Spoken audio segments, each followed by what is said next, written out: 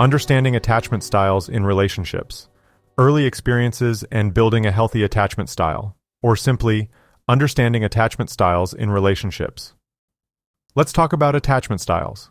Attachment styles in relationships refer to how individuals relate to their partners based on early experiences with their primary caregivers.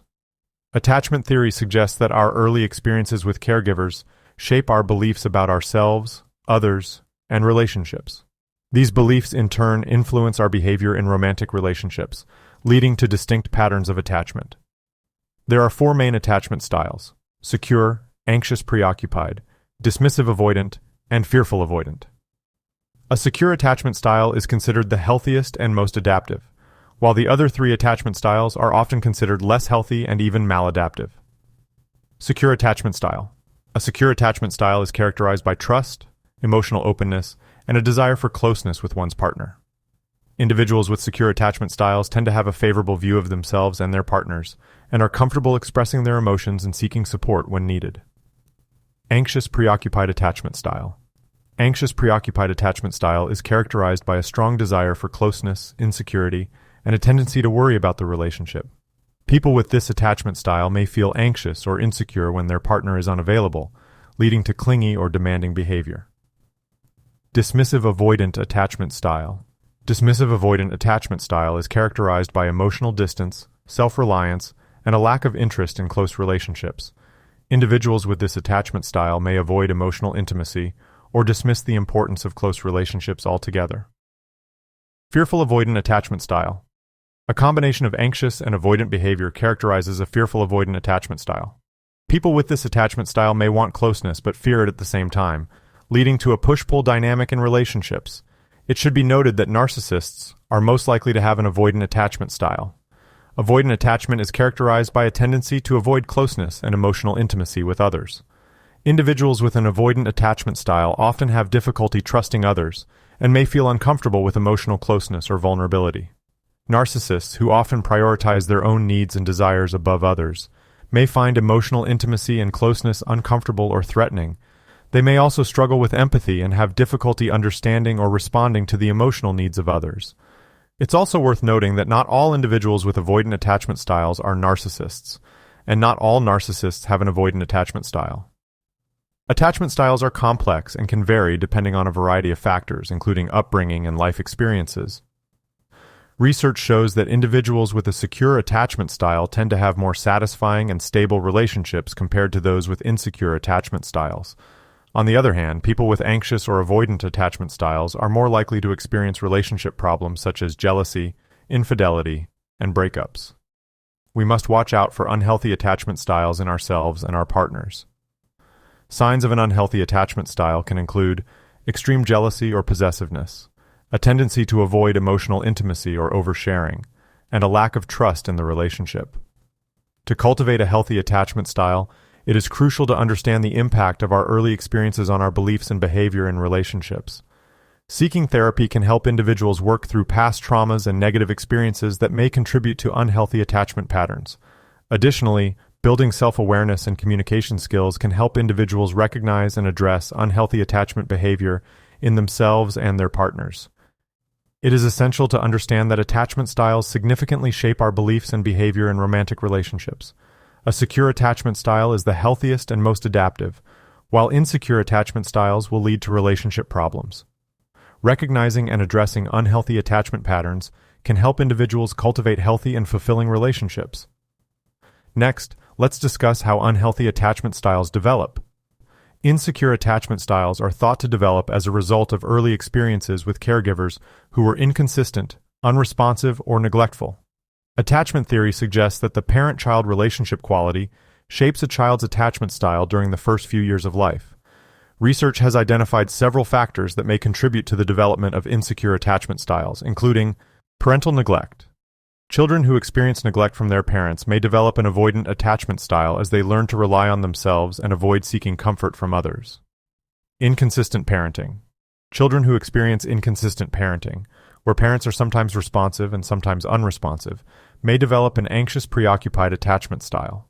These children may learn to become overly dependent on their parents for emotional support. Overly controlling or intrusive parenting. Children who experience overly controlling or intrusive parenting may develop a fearful-avoidant attachment style. These children may learn to fear emotional intimacy and avoid seeking emotional support from others. Traumatic experiences. Children who experience trauma or abuse may develop a disorganized attachment style, which can involve a mix of anxious and avoidant behaviors. While attachment styles are thought to develop in childhood, research also suggests that they can be modified and influenced by experiences in adulthood. Thus, an individual can develop an unhealthy attachment style as an adult, even if they had a secure attachment style in childhood. For example, research has found that trauma or negative life events in adulthood can contribute to developing insecure attachment styles.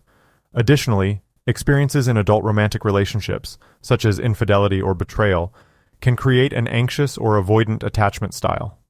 Moreover, mental health conditions such as depression, anxiety, and personality disorders can also contribute to developing insecure attachment styles.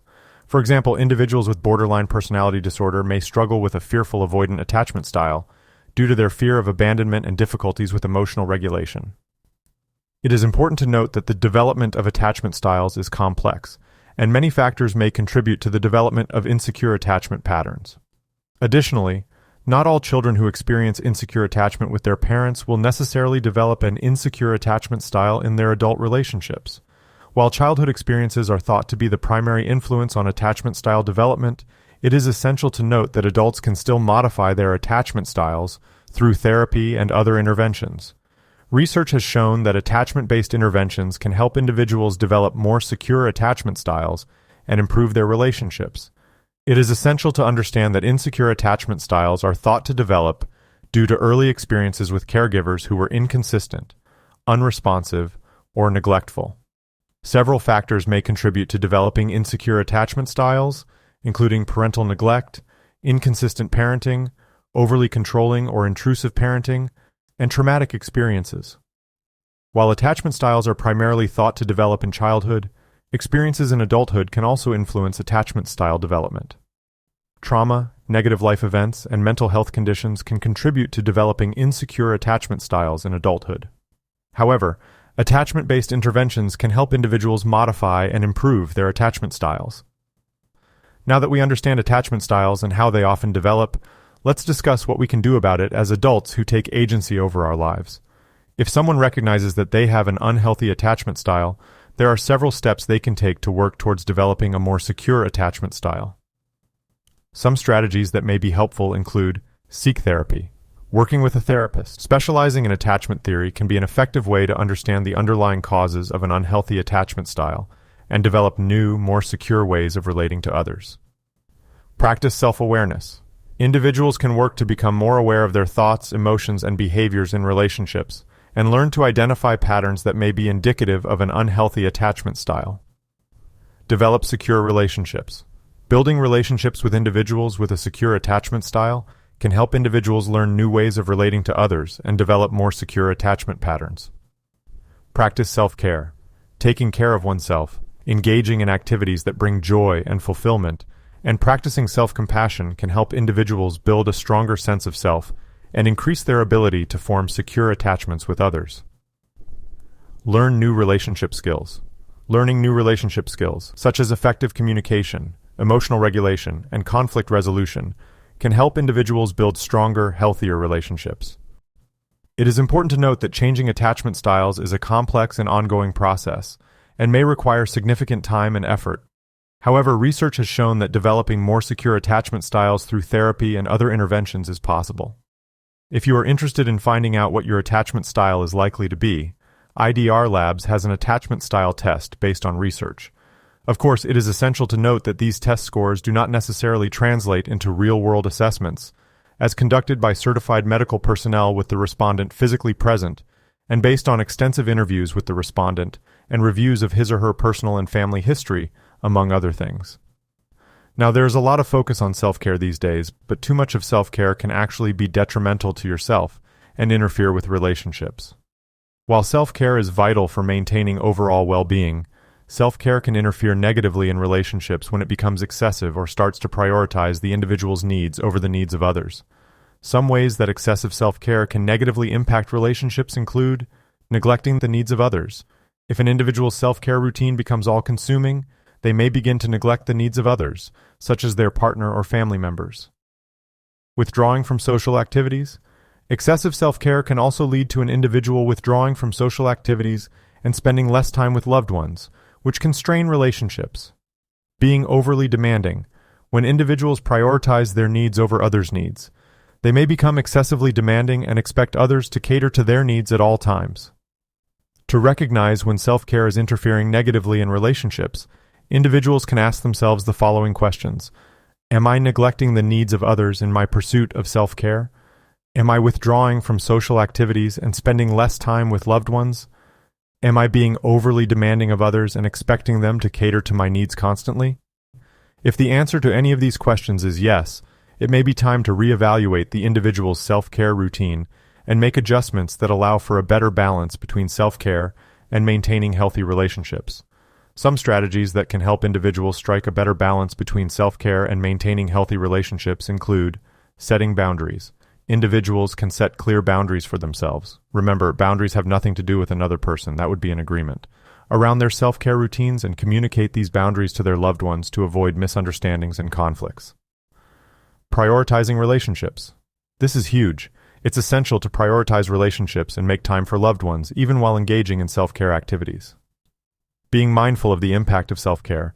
Individuals can reflect on their self-care routine's impact on their relationships and adjust their approach as needed. Remember that self-care is vital for overall well-being, but it can interfere negatively with relationships if it becomes excessive or prioritizes the individual's needs over the needs of others. To strike a better balance, individuals can set boundaries, prioritize relationships, and be mindful of the impact of their self-care routine on their relationships. And thus endeth the lesson. Of course, when discussing attachment styles in relationships, several broader concepts can be attached to the topic. Here are a few examples. Emotion regulation. Emotion regulation is managing and modulating one's emotional responses. Research has shown that individuals with secure attachment styles tend to have better emotion regulation skills than those with insecure attachment styles. Mikulincer and Shaver, 2016. Interpersonal communication. Effective communication is essential for healthy relationships, and attachment styles can impact how individuals communicate with their partners.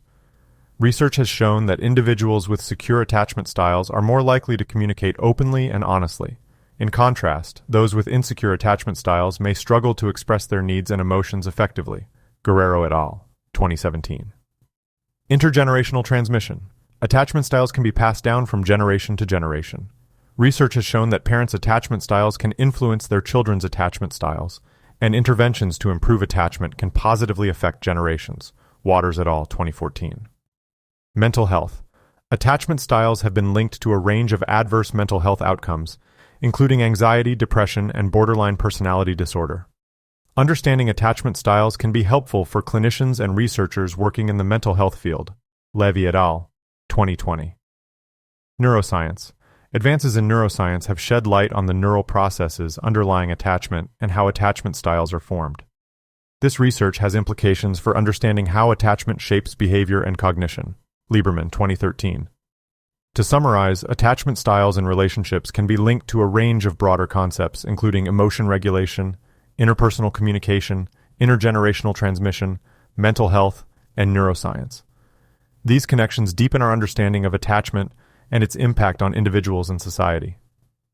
In today's episode, we discussed various research studies and books on attachment theory, self-care, and communication in relationships.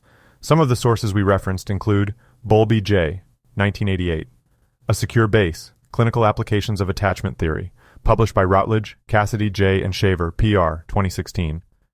Handbook of Attachment Theory, Research, and Clinical Applications, 3rd ed., published by Guilford Press. Chen, X, Zhou, H., and Zhu, H., 2019. Balancing Self-Care and Care for Others, A Self-Affirmation Model, published in the Journal of Social and Personal Relationships. Ferreira, C., and Pinto Gouveia, J., 2019. Self-Care and Couple Satisfaction, The Mediating Role of Mindfulness, published in the Journal of Couple and Relationship Therapy. Guerrero, L.K., Anderson, P.A., and Afifi, W.A., 2017. Close Encounters, Communication in Relationships, published by Sage Publications. Hazan, C., and Shaver, P.R., 1987. Romantic Love Conceptualized as an Attachment Process, published in the Journal of Personality and Social Psychology. Levy, K.N., and Johnson, B.N., 2019. An Attachment Theoretical Framework for Personality Disorders, in Handbook of Attachment, Theory, Research, and Clinical Applications, pp. 633-656, published by Guilford Press. Levy, K.N. and Meehan, K.B., 2015. Emotion Dysregulation, Mindfulness, and Psychotherapy Outcome, published in Current Opinion in Psychology. Levy, K.N., Ellison, W.D., and Scott, L.N., 2020.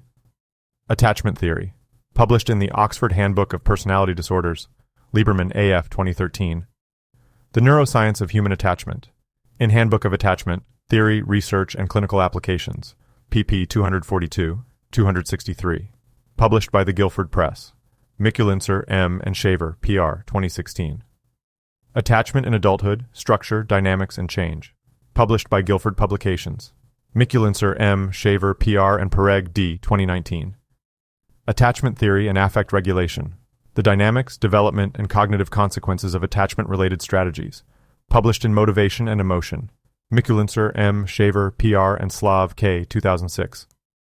Attachment, Mental Representations of Others, and Gratitude in Romantic Relationships, published in Understanding Gratitude, Historical, Theoretical, and Empirical Perspectives.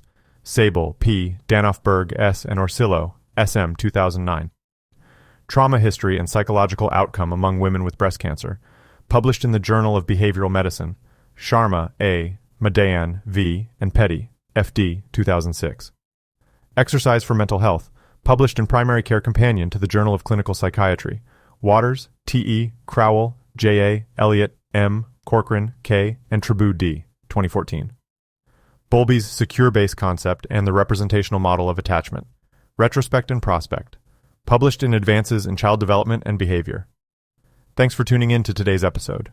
Remember, taking care of yourself and your relationships is important for your overall well-being.